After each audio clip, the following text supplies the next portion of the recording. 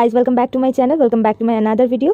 So আজকে অনেকদিন পর একটু ঘুরতে বেরিয়েছি। সো অ্যাজ ইউজুয়াল কাউকে না পেয়ে এই দুজন মহান ব্যক্তির সাথেই আমি ঘুরতে বেরিয়ে গেছিলাম। তো আজকে যাচ্ছি আমরা গুরুদুয়ারা। পাক্কা 1 ঘন্টা ট্রাফিক কাটিয়ে আমরা এই যে ডেস্টিনেশনে পৌঁছেছি। এই যে এদিকে গাড়ি পার্ক করছে আর এইদিকে ইনি দাঁড়িয়ে আছে, দাঁড়িয়ে দাঁড়িয়ে দেখছেন। একটা সব থেকে বড় ব্যাপার হচ্ছে এদের দুজনের সাথে বেরোলে আমি কখনো বোর হই না। এত মাথা খায় যে এমনি টাইম কেটে যায়।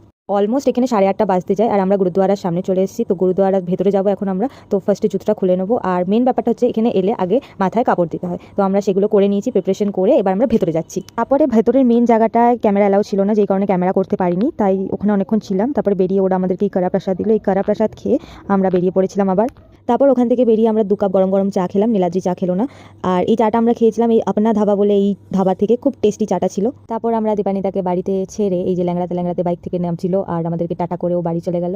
এবার নীলাদ্রি আমাকে বাড়ি ছেড়ে ও বাড়ি চলে যাবে। ওদের দুজনের সাথে একটা ভালো ইভিনিং কাটিয়ে আমিও চলে যাচ্ছি বাড়ির দিকে। দেখা হচ্ছে আরেকটা ভিডিওতে। এখনের জন্য টাটা, ডু সাবস্ক্রাইব।